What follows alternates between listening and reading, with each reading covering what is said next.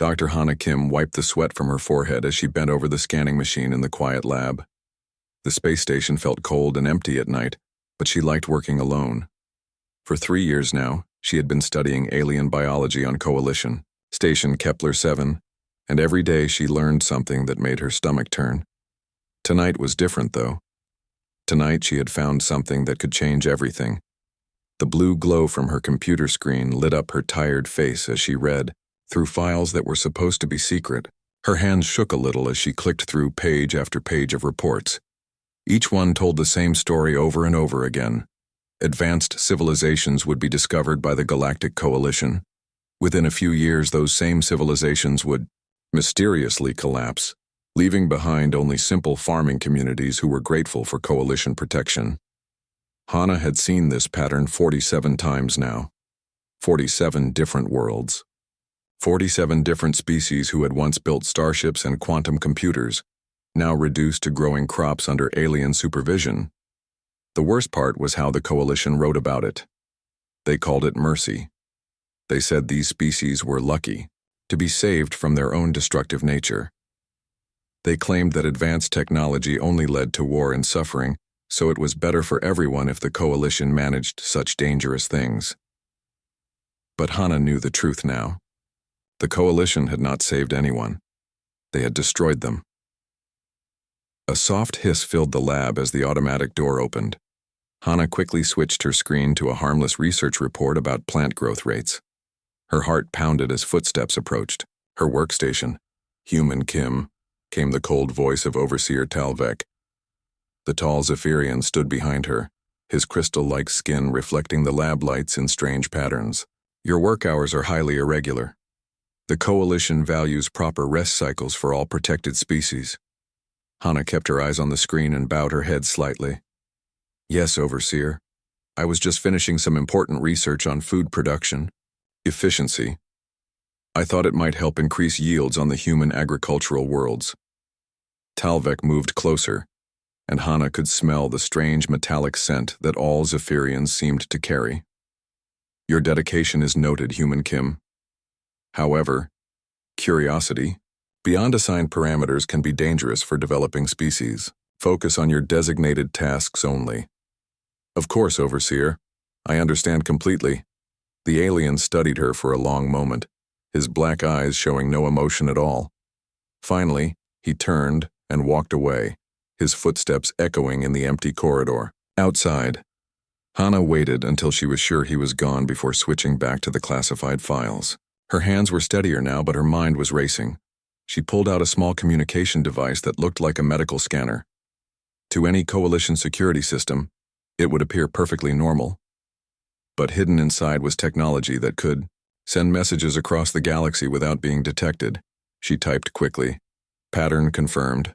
47 worlds. Same method used on Earth. They did this to us too." The reply came back within minutes. "Understood. Continue gathering evidence. Help is coming. Park."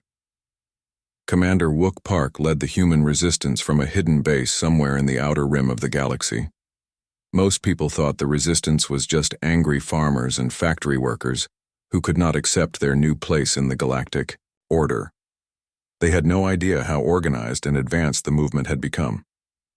Hana smiled as she deleted the message. She returned to her work, copying more files onto hidden storage devices. Each document told part of a larger story that the Coalition never wanted anyone to piece together. The Terran Pact had been signed 50 years ago, when humanity first encountered the Galactic Coalition. The aliens had arrived with massive ships and weapons that could destroy entire cities in seconds. They explained that humans were a young and dangerous species who needed guidance to avoid destroying themselves. The choice was simple: sign the Pact and accept protection, or be eliminated as a threat to galactic peace. Earth's leaders had signed. What choice did they have? Under the Pact, humans were allowed to exist but could not develop certain technologies.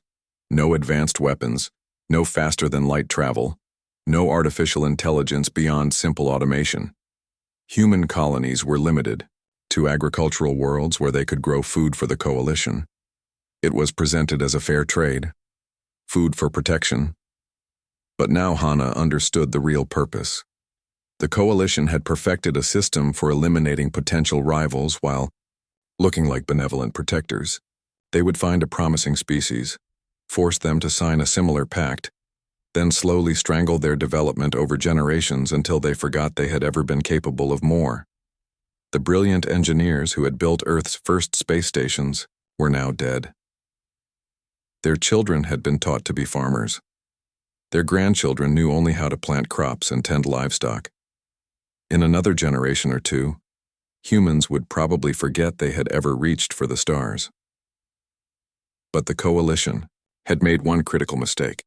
They had assumed that controlling human technology meant controlling human spirit. They had never bothered to understand what made humans different from all the other species they had conquered. Humans adapted, humans learned, and humans never stopped dreaming of something better. As Hana worked through the night copying files and sending coded messages to the Resistance, she thought about her grandfather's stories. He had been an engineer before the Pact, working on fusion reactors and quantum computers. Even after the Coalition banned such work, he had whispered to her about the wonders they had been creating. Now she understood why those whispers had been so important. Somewhere in the darkness between the stars, other humans were listening to similar whispers and building something the Coalition would never see coming. Captain Sujin floated in the zero-gravity command center of her hidden ship, watching the stars through the transparent aluminum viewport. Her vessel looked like a piece of space debris from the outside, covered in fake rust and random metal plates. But inside, it contained technology that would terrify the Coalition if they ever discovered it. The ship had no name. None of the human resistance vessels did. Names could be tracked, recorded, remembered. Better to be ghosts in the darkness, moving between the stars without leaving any trace. Signal coming in from the Sol Network, reported Lieutenant Dong Ho from his station. The Sol Network was their code name for the secret communication system that connected hidden human bases across the galaxy. Dr. Kim has confirmed the pattern. 47 civilizations eliminated using the same method. Sujin nodded slowly. She had suspected as much, but hearing it confirmed still made her chest tighten with anger. 47 entire species, reduced to farming communities just like humanity. How many billions of lives had been destroyed by Coalition mercy? What about our new friends? She asked. The Centauran survivors are ready to join us. They've been hiding in the asteroid fields of their home system for 30 years, waiting for someone to contact them. The Proximans have shared their quantum tunnel research. Even some Zephyrians are helping us secretly. This was the Coalition's second mistake.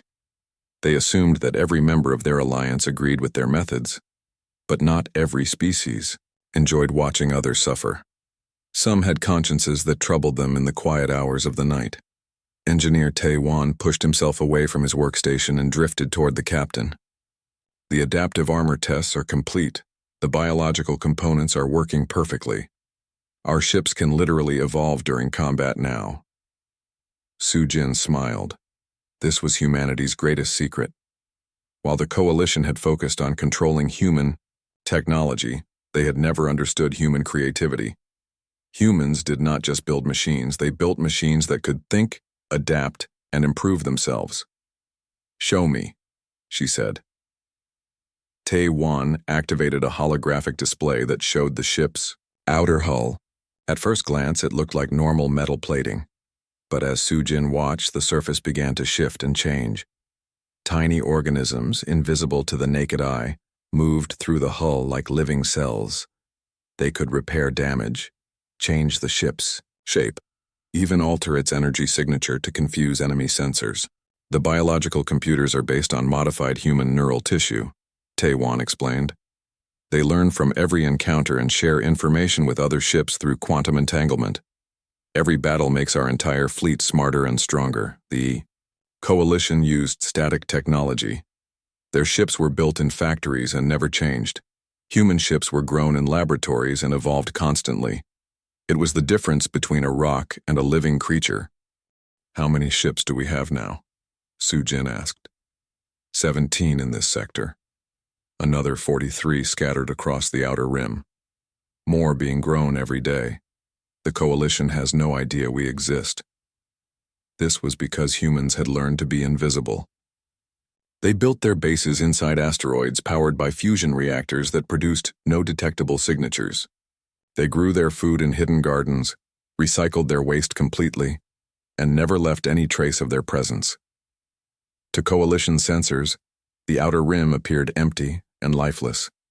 But it was not empty. Thousands of humans lived and worked in the darkness, building a fleet that could challenge the greatest military force in the galaxy. They were engineers, scientists, soldiers, and farmers who had refused to accept their fate as a protected species. Message from Commander Park, Dong Ho reported. The Earth cells are ready to activate. All resistance groups have been briefed on the plan. Su Jin felt her heart race. After decades of preparation, the moment was finally approaching. Soon the Coalition would learn what humans were truly capable of when they stopped pretending to be helpless. What about the other species? She asked. The Andromedans have confirmed their participation. The Vegan survivors are providing technical support. Even some Coalition species are ready to switch sides when the fighting starts. They're tired of being part of an empire built on lies. This was the Coalition's third mistake. They thought fear would keep their empire together forever. But fear only worked as long as the fearful had no hope of victory.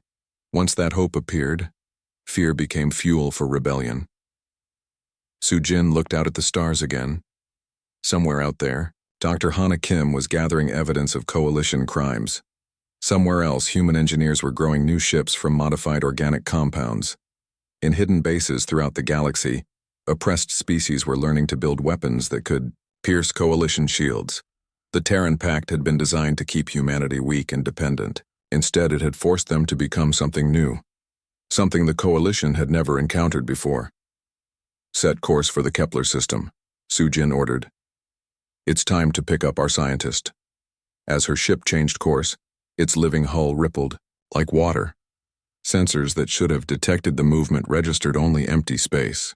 The Coalition's most advanced technology could not track something that was constantly changing its fundamental nature. In the depths of space, evolution was accelerating. The protected species were becoming predators, and their protectors had no idea what was coming for them. The hunt was about to begin. High Commander Veltar stood in the center of the Coalition's war room, his crystalline skin glowing with irritation. The holographic display showed energy readings from the Sol system. That made no sense. Humans were supposed to be farmers and factory workers. They were not supposed to have fusion reactors or quantum communication arrays. Explain this to me again, he said to his intelligence officer, Sub-Commander Kresh. The energy signatures suggest advanced manufacturing, possibly even ship construction, but our monitoring stations show no unusual activity on any human world. All colonies appear to be operating within Pact limitations. Veltar's black eyes narrowed. Humans are incapable of such deception. They lack the intelligence for complex planning. What the Coalition had never understood was that humans were excellent at hiding things. They had learned this skill during their early wars when survival often depended on making enemies think you were weaker than you really were. Now they used the same tactics against their alien protectors. Dr. Hana Kim sat in her lab reading the emergency message that had just appeared on her hidden communicator, 3 words that she had been waiting years to see. Directive 7 authorized. Her hands trembled as she typed her reply to Commander Park. Understood. Virus ready for deployment. Will activate on your signal. For months, she had been planting small programs in the Coalition's computer systems. Each program looked like routine maintenance code, completely harmless. But when they all activated together, they would broadcast every classified Coalition file across the galaxy's communication networks. The Coalition had documented their crimes in careful detail, never thinking anyone would dare to expose them. Soon, every species in the galaxy would know the truth about Coalition mercy. Captain Su Jin received the same message aboard her hidden ship. Around her, the crew prepared for a battle they had been training for their entire adult lives. The ship's biological systems pulsed with anticipation, sensing the stress hormones of its human occupants. All fleet commanders report ready, Lieutenant, Dong Ho announced. 60 ships standing by across 7 sectors. 60 ships did not sound like many compared to the Coalition's thousands, but each human vessel was worth 10 Coalition ships. They could think, adapt, and coordinate in ways that static military technology never could. The other species? Sue, Jin asked. Centauran rebels are moving into position around their home system. Proxyman Underground has sabotaged 3 Coalition supply depots. Even the Zephyrian colonies are reporting system failures that look suspiciously coordinated. This was the beautiful part of the plan. While the Coalition had been watching humanity, they had ignored the other oppressed species.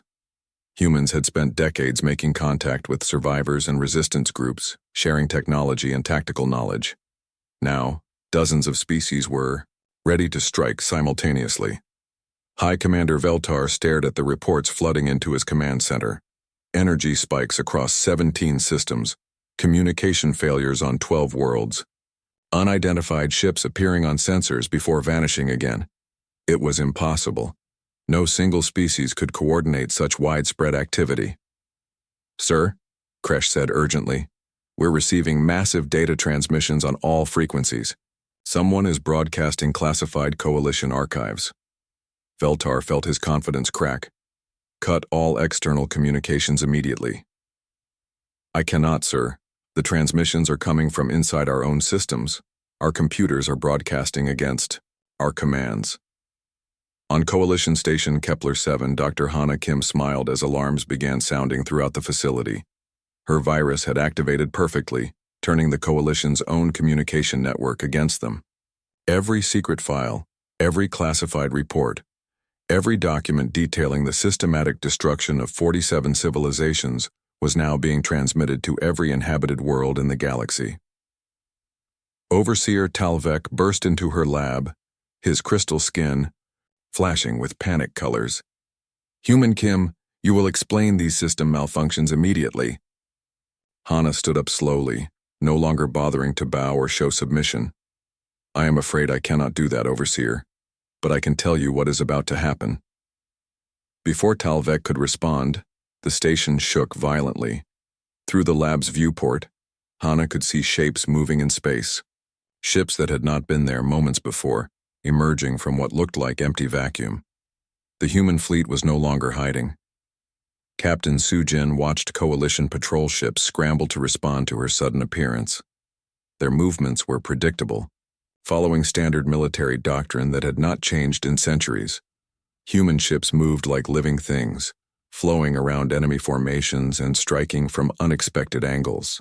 "Adaptive armor responding to enemy weapons," Engineer Taewan reported. "Hull composition shifting to counter plasma bursts, sharing new configuration with fleet." Within minutes, every human ship had adapted to resist Coalition weapons. But the Coalition ships could not adapt to human tactics. They had been built to fight other static fleets, not enemies that evolved during combat. High Commander Veltar watched his carefully ordered galaxy dissolve into chaos. Rebellions were erupting on dozens of worlds. Species that had been silent for generations were suddenly broadcasting demands for freedom. And at the center of it all were the humans, the protected species that was supposed to be grateful for Coalition guidance. "Deploy the enforcement fleets," he ordered. "Activate all reserve ships. We will crush this rebellion before it spreads further." But as Coalition reinforcements moved toward human space, they found enemies waiting for them. Not just human ships, but vessels from every species the Coalition had ever oppressed. Technologies that should not exist, tactics that defied military logic, weapons that adapted faster than shields could adjust. The protected species had become predators, and their prey was the empire that had created them. Captain Young Sik gripped his command chair as Coalition plasma bolts struck his ship's hull. The impact should have torn through the metal plating, but instead, the biological armor rippled like water and absorbed the energy. Around him, his crew worked calmly while their vessel literally evolved to survive. "Hull breach sealed," reported his engineer. "Adaptive systems analyzing enemy weapon frequencies. Adjusting defensive matrix now." Young Sik smiled grimly. The Coalition had superior firepower, but they had never fought an enemy that could learn from being shot. Every attack that failed to destroy a human ship made that ship stronger against future attacks of the same type. Enemy formation approaching from Sector 7, his tactical officer announced. 12 coalition destroyers, standard attack pattern. They never change, Young Sik muttered. Coalition ships always moved in the same formations, used the same tactics, followed the same rigid military doctrine. It made them predictable, and predictable enemies were dead enemies. All ships, execute pattern Delta 9, he commanded. The human fleet scattered like a school of fish, each ship moving in seemingly random directions. To coalition sensors it looked like panic. But every movement was coordinated through quantum-linked biological computers that could process information faster than any artificial intelligence. The coalition ships fired at where the human vessels had been, but hit only empty space. By the time their weapons recycled, the human ships had reformed behind them in a perfect attack formation. Engineer Min Young watched the battle from the command ship's tactical center, coordinating improvements. Across the entire human fleet, every ship that survived an attack immediately shared its adaptive modifications with all other vessels through their quantum biological network. The Busan reports successful adaptation to coalition ion cannons, she announced, uploading defensive parameters to all ships now. Within seconds, every human vessel in the fleet became immune to ion cannon attacks. The coalition found their most powerful weapons suddenly useless against enemies they had been fighting for only minutes. Proximon allies report breakthrough in Sector 12, another technician called out. They've taken 3 coalition supply stations using our hybrid technology. This was the coalition's greatest fear realized. Not only were humans fighting back, but they were sharing their adaptive technology with every oppressed species in the galaxy. Weapons and defenses that had taken decades to develop were being distributed across dozens of worlds in real time. Dr. Hana Kim coordinated the galactic uprising from her hidden command center deep inside an asteroid. Banks of screens showed rebellion status across 40 systems. Species that had been silent for generations were finally fighting back, armed with human technology and unified by quantum communication networks the coalition could not break. Andromedans have liberated their home system, Commander Park reported from his station. Centauran rebels control 6 worlds and are moving on their former capital. Even some Zephyrian colonies are declaring independence. Hana felt tears of joy on her cheeks. For 50 years, humanity had lived under coalition rule, told they were too primitive and dangerous to govern themselves. Now they were leading the liberation of an entire galaxy. Coalition response, she asked.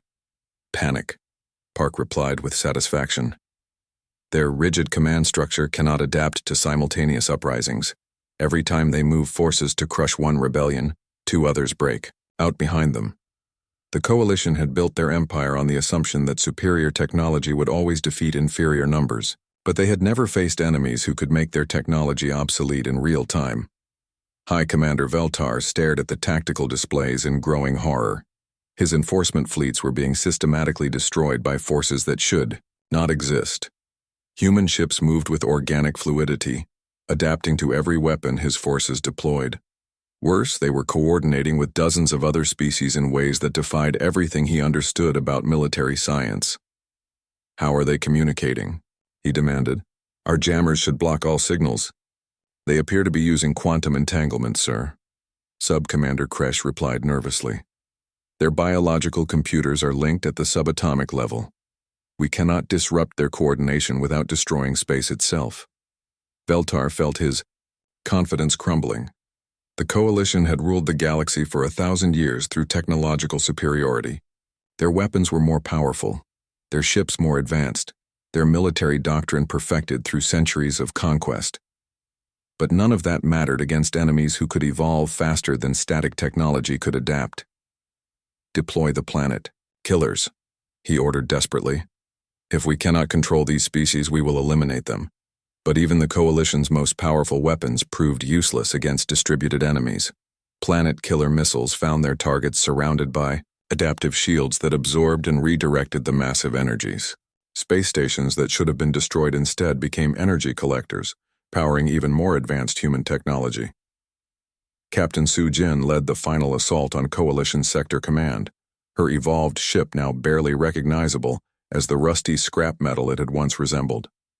The biological hull had grown new weapon ports, additional engines, and sensor arrays that could detect Coalition ships through their stealth systems. Enemy command ship attempting to retreat, Lieutenant Dong Ho reported. "Let them go," Su Jin replied. "They need to report what they've seen here. The Coalition needs to understand that their age of dominance is over." As Coalition survivors fled toward their capital world, they carried with them the news that would shake their empire to its foundation. The protected species had not just broken their chains. They had forged those chains into weapons and turned them against their former masters. The galaxy would never be the same again. The Coalition's capital world of Nexus Prime hung before Captain Su Jin's fleet, like a dying star. Its orbital defense platforms, once considered the most powerful weapons in the galaxy, fired desperately at targets they could barely track. Human ships moved through the barrage like dancers, their adaptive hulls shifting and flowing to deflect energy that should have vaporized them. "This is Captain Su Jin of the Human Liberation Fleet," she broadcast on all frequencies. "We offer you the same choice you once gave us. Surrender and accept protectorate status under our guidance, or face the consequences of your own methods." The irony was not lost on anyone listening. The protected species was now offering protection to their former protectors. High Commander Veltar stood in his command center, watching his greatest military assets being systematically dismantled by enemies that had not existed a year ago. His crystalline skin had lost its glow, appearing dull and cracked like old glass. "Sir, the defense platforms are reporting weapon failures," Sub-Commander Kresh announced. "The human ships appear to be absorbing our energy attacks and using them to power their own systems." Veltar closed his black eyes.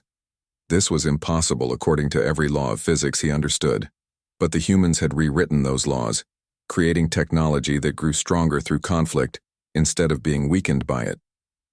Engineer Tay One monitored the battle from his station aboard Su Jin's flagship. Around him, screens showed the real-time evolution of their fleet. Ships that had begun the battle as simple vessels were now complex organisms, having grown new capabilities with each enemy encounter. "The Soul has developed quantum phase shifters. After being hit by temporal weapons," he reported. "The Busan has grown additional hull layers that can store and redirect plasma energy. All modifications are being shared across the fleet network." This was what the Coalition had never understood about humanity. They did not just build tools and weapons. They created living systems that could think, learn, and improve themselves. Every attack made them stronger. Every challenge forced them to evolve new solutions. Dr. Hana Kim stood before the Emergency Coalition Council as explosions lit the sky outside their chamber windows. The surviving leaders of 12 species sat around an ancient table, their faces showing emotions she had never seen from them before: fear, confusion, and something that might have been respect. "You created this outcome," she told them calmly. "When you assumed that controlling our expansion meant controlling our potential. Every species you suppressed has been developing in secret, waiting for someone to prove that your empire could be challenged." Council member Thexara of the Andromedans spoke first. Her species had been among the Coalition's earliest conquests, reduced from star-spanning civilization to agricultural communities in just 2 generations. We provided stability to the galaxy. We prevented wars between developing species." Hana smiled sadly. "You prevented wars by eliminating anyone capable of fighting them. You called it mercy while committing genocide on a galactic scale." "The evidence is overwhelming," added Commander Park, who had joined the meeting via quantum link. 47. Civilizations systematically destroyed. Billions of lives reduced to subsistence farming, all documented in your own files. The council members looked at each other with growing panic. Their empire was collapsing around them, and they were finally beginning to understand why.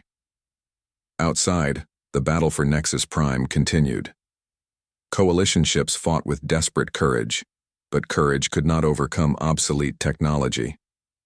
Human vessels that should have been destroyed hours ago continued fighting, their adaptive systems having evolved immunities to every weapon the Coalition possessed. Captain Young Sik commanded one of the assault groups targeting the planet's surface installations. His ship had grown so much during the battle that it barely resembled its original form. Additional weapon pods, sensor arrays, and hull segments had developed organically as the vessel adapted to each new threat. Coalition ground forces are requesting terms for surrender, his communications officer reported. They want to negotiate. Tell them to contact Dr. Kim, Young Sik replied. She speaks for all of us now. The transformation was complete. Humanity had gone from protected species to galactic liberators in less than a year. But more importantly, they had proven that evolution was stronger than stagnation, adaptation more powerful than dominance. Dr. Hana Kim looked across the council table at High Commander Veltar, who had not spoken since the meeting began. His species, the Zephyrians, had led the Coalition for 800 years. They had considered themselves the natural rulers of the galaxy, blessed with superior intelligence and technology. We offer what you never did, Hana said gently. True cooperation instead of domination. Join our new galactic confederation as equals, or face the same extinction you imposed on others. Veltar finally raised his head, his black eyes meeting hers. How did you hide from us for so long? We learned from you, Hana replied. You taught us that appearing weak could be a form of strength. You showed us that patient planning could overcome superior force. Most importantly, you proved that rigid thinking eventually loses to adaptive intelligence. The Coalition commander was silent for a long moment. Around him, the sounds of battle grew fainter as his forces surrendered or were destroyed. Finally, he spoke the words that would end 1,000 years of galactic dominance. We accept your terms. As human ships established orbital control around the former capital, something new began. Species that had been enemies for millennia started talking to each other as equals. Technologies that had been hoarded were shared freely. And in the depths of space, evolution accelerated as the galaxy discovered what cooperation could accomplish. The Pact had been their idea. Breaking it had indeed been their end.